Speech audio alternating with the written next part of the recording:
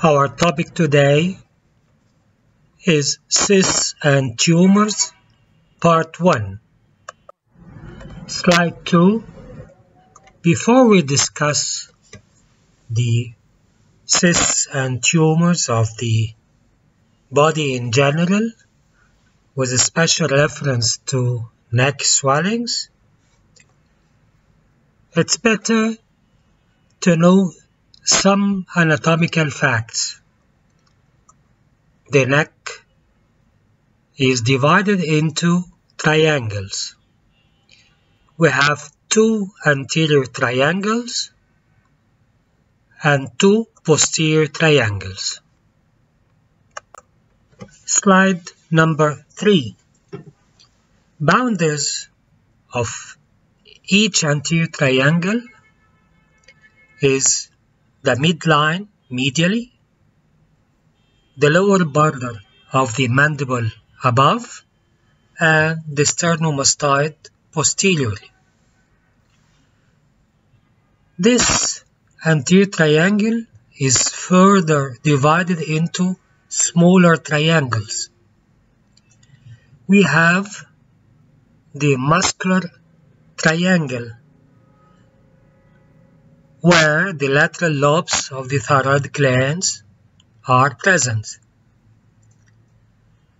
The carotid triangle, where there is the carotid sheath as well as lower cranial nerves. Another division is the digastric or the submandibular triangle, which is bounded by the lower border of the mandible and the 2 bellies of the digastric muscles, where the submandibular salivary glands and lymph nodes are present.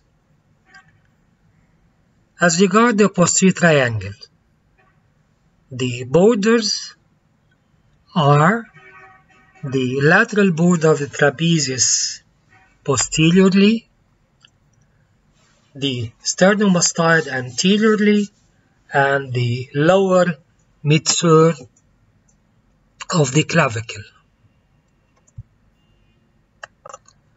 Slide number 4.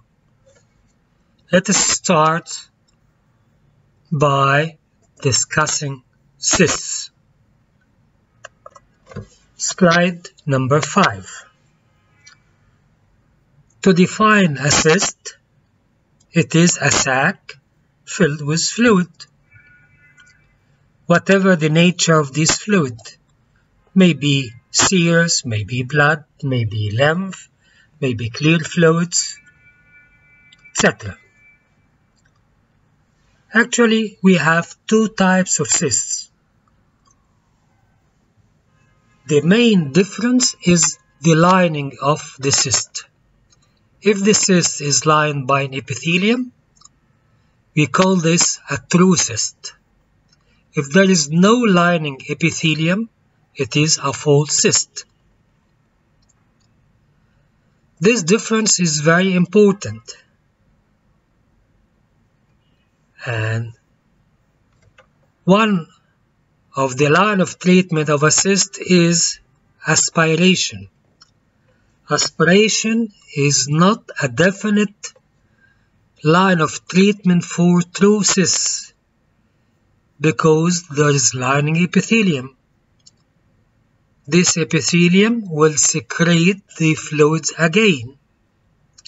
So aspiration in a true cyst is a temporary measure, while in a false cyst it is a definitive line of treatment, and there is no lining epithelium. It's just a wall of collection. It is usually inflammatory or degenerative in origin. Slide number 6. Cysts can be classified into 2 main types, a congenital one an acquired one. Congenital cysts like the esophageal and branchial cysts, and we discussed this before. They arise from embryonic origin. The esophageal is a persistence of the esophageal part of the esophageal tract, while the branchial cyst is persistence of the cervical sinus. Congenital cysts may be due to tissue ectopia, like the sequestration dermoid. As you know, the body is composed of two halves, and these two halves unite together in the midline. Sequestration of part of the epithelium or the ectoderm covering into the deeper tissue.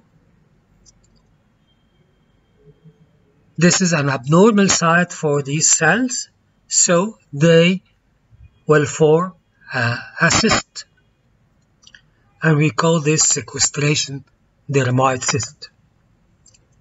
Another example of a congenital cyst is hamartoma, and the typical example is cystic hygroma, and we discussed this before.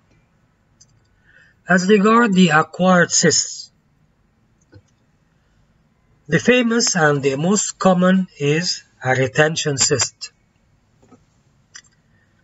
Retention cyst occurs in exocrine glands when the duct system is obstructed. So the secretion will be retained inside the glands and will distend and will form a cyst. And we discussed this before in mucus retention cysts and ranula when we were discussing the salivary glands. The commonest retention cyst in the body is the sebaceous cyst, and will be discussed later in details. There is another type of acquired cyst, what we call the implantation cyst, implantation dermoid, which is common in the tailor. Tailors are exposed to repeated puncture. With this puncture, some of the epithelial cells will go into the subcutaneous tissue. Epithelial cells in abnormal position will form a cyst and will collect fluid inside, and we call this implantation. The commonest cyst is the traumatic cyst. I mean hematoma. When a blunt trauma causing injury of the vessel and release of the blood not to the internally, not to the external, this is hematoma. Normally this hematoma will be absorbed by the body. But if it's large or with a big feeding vessel, may be persistent. Persistence of the hematoma will be walled off from the surrounding, and the coagulation factor will be destroyed. So the blood is a fluid blood and remains and presents as a cyst. Acquired cysts may be of parasitic in origin, like the typical hydatid cyst due to Echinococcus granulosus parasite. It may be degenerative in nature, like the dental cyst, where there's a cyst related to the tooth.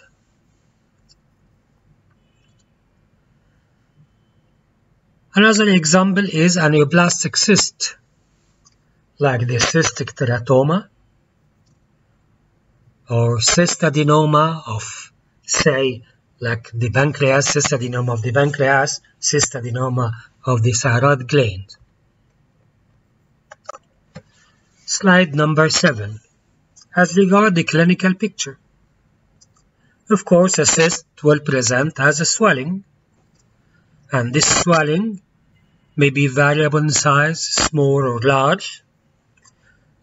It's of a smooth outline and surface. It's a well-defined border, and there are two important special characters specific for cyst diagnosis. Number one is fluctuation. Fluctuation means if we pressed one side of a cyst and put the hand or the fingers on the other ball of the cyst, a fluctuation wave due to fluid movements will be received by the other hand.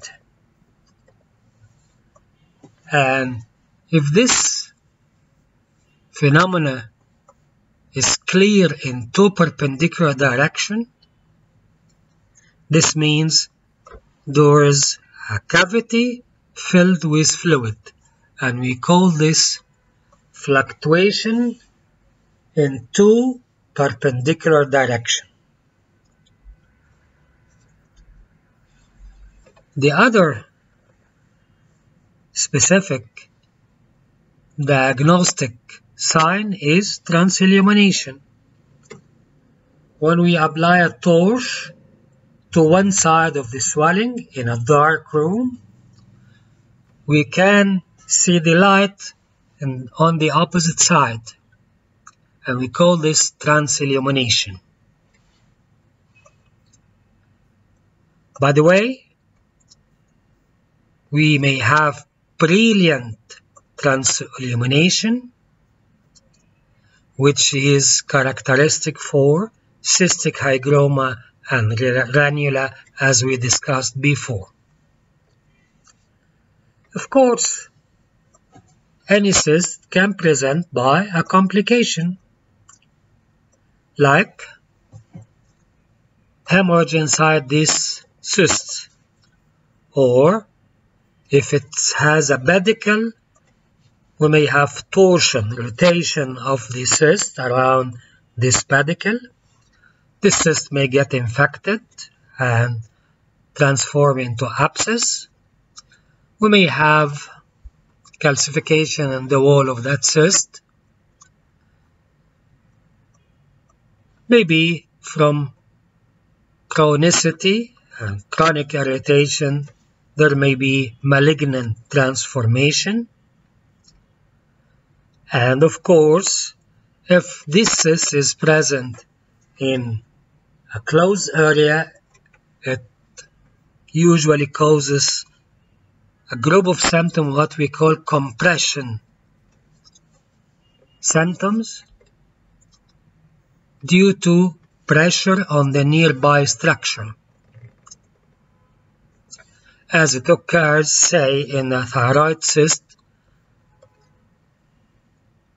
will affect the nearby muscle, will affect the nearby trachea, esophagus, so we have compression symptoms in the form of dysphagia, dyspnea, change of voice, etc. Slide number 8. As regards treatment of a cyst, as we already discussed before, true cysts should be treated only by excision. If we did aspiration, this is only temporary measure, so later we'll do excision. While the full cysts are treated by aspiration, the idea is the hope of a collapse of the cavity to give a chance for the local tissue to heal. And in some cysts, it is expected to be recollect again, to reform again, and so we may need repeated aspiration. Slide number 9.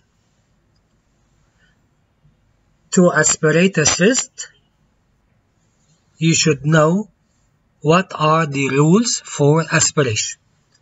Of course, this aspiration should be under complete aseptic antiseptic technique to paint the local area by povidone iodine, to use gloves, to use a sterile instrument, to syringe like that. The type of the needle we use, we call it a wide board short bevel needle. Wide board, of course, to allow free aspiration, especially if the content is thick content. As regard the bevel, which is the edge of the terminal part of the needle, it's better to use a short bevel, because if we used a long bevel in a small cyst, we may transgress the cyst without aspiration. So the short bevel will allow just entrance of a cyst and we can start aspiration. The aspiration should be done from a non-dependent site. What's meant by a non-dependent? If we have a cyst and we applied aspiration from the cephalic part of that cyst, we call this non-dependent.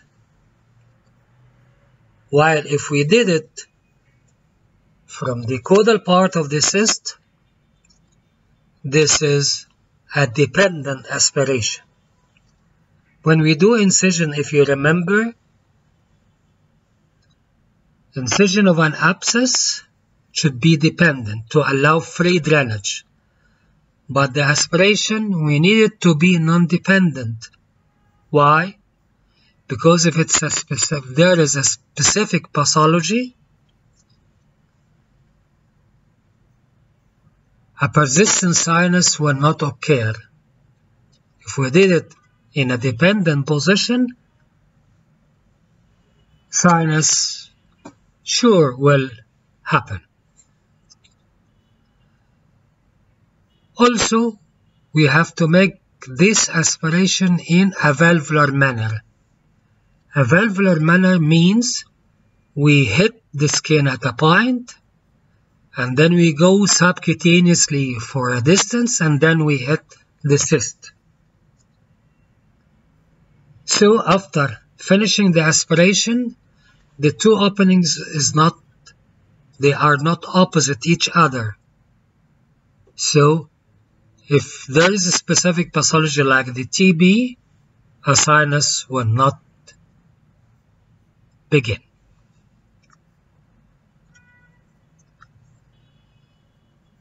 Of course,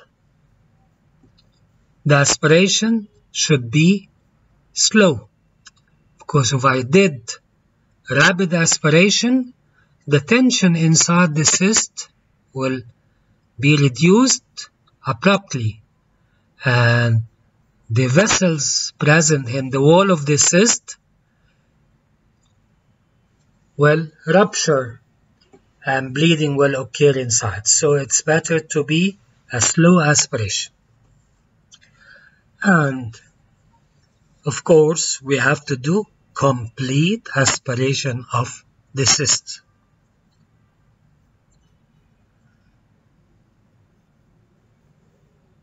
In some situations where there is important structures, or in cases of deep cysts, we may do aspiration guided by ultrasonography or guided by the CT, like in aspiration of a thyroid cyst, or breast cysts, or liver cysts.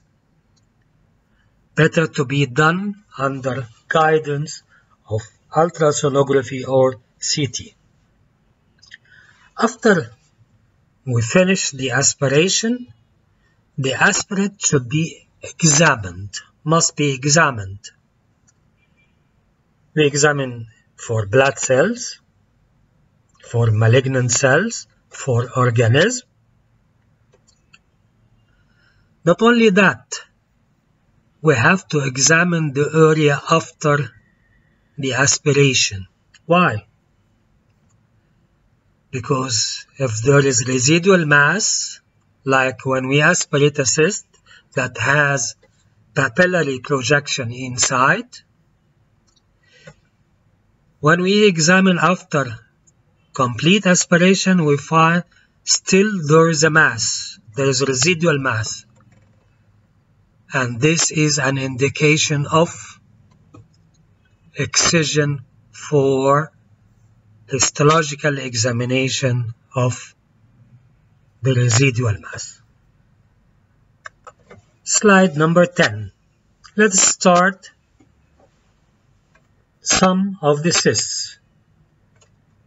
Start by a dermoid cyst. We have 4 types of dermoid cyst. We may have sequestration dermoid. We may have inclusion or implantation dermoid. We may have tubulodermoid and teratomatous dermoid.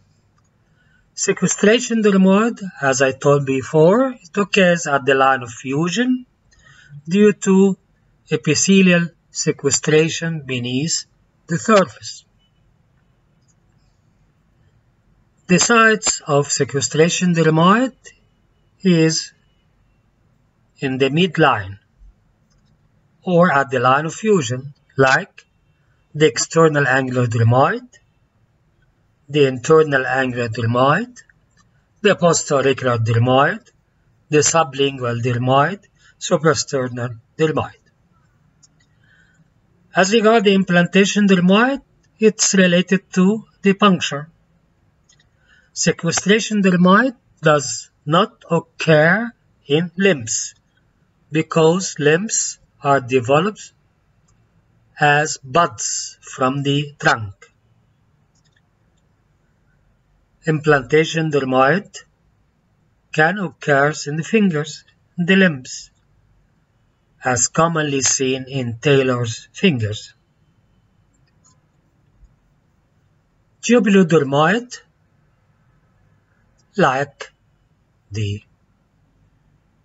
branchial cyst and the thyroglossal cyst, and teratomatous dermoid as it occurs in the ovaries.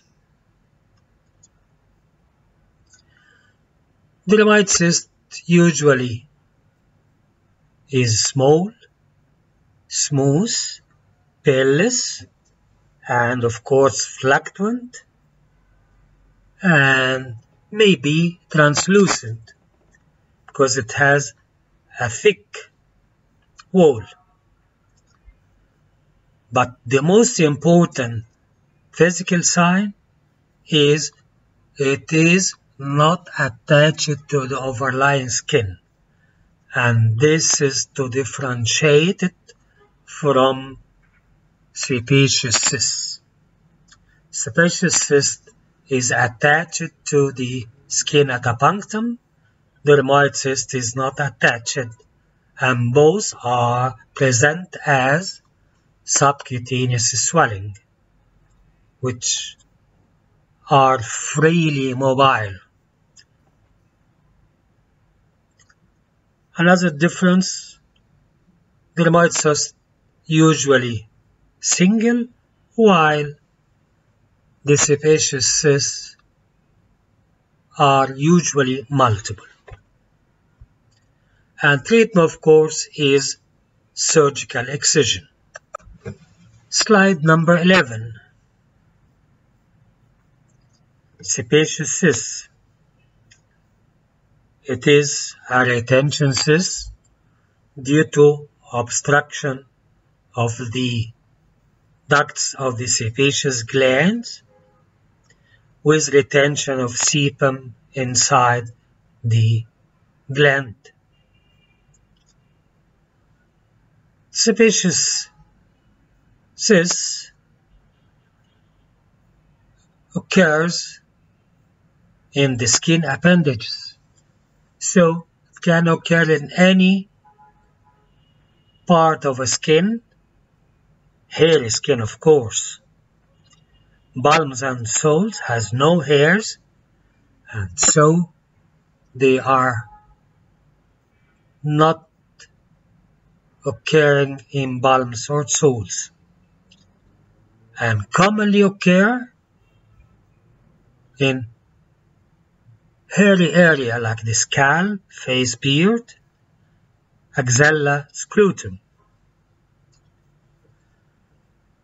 Sebaceous cyst is attached to the skin by a punctum which looks black due to fixation of the dust and dirt to the thick sebum. The sebaceous cyst is variable in size, but usually small, usually multiple. It's cystic, and if the sebum inside is thick, the cyst is indentable.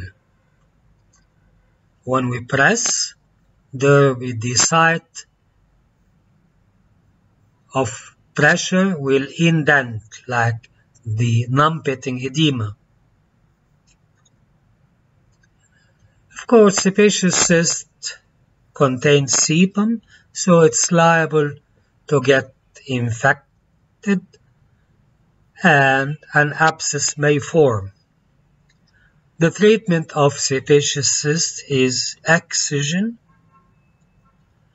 and if there is complication by abscess, the treatment is to give antibiotics, analgesics, and to drain an abscess, and later we excise the cyst. Slide number 12. This slide shows the main difference between a dermoid cyst and a sebaceous cyst. As it is clear, the sebaceous is characterized by a punctum which localizes the site of attachment to the skin. Slide number 13.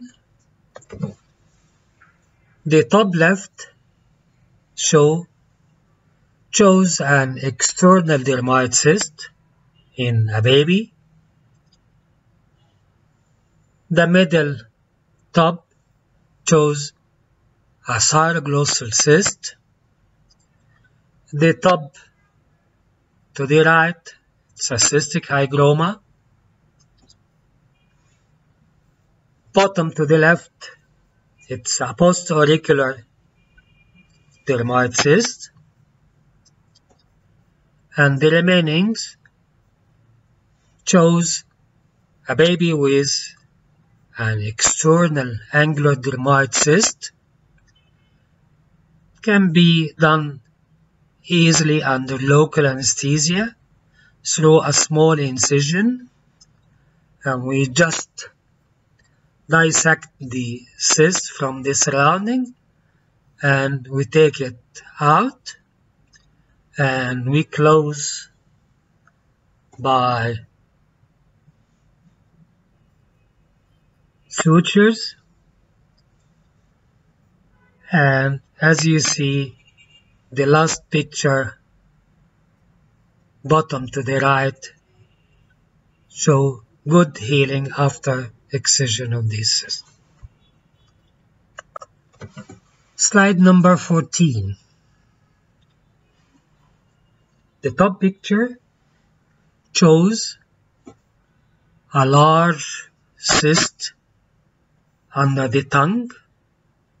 It is a sublingual dermoid. And if we compare with a ranula, ranula is to one side. It's a lateral. This is a midline. Ranula with a very thin wall. And so it looks bluish. Dermoid has thicker wall and is not bluish in character. The bottom pictures show sebaceous cysts with a typical black punctum. The picture in the middle shows yellowish discoloration, means an abscess formation, which is a common complication in sebaceous cysts. If there is abscess, we have to incise and give a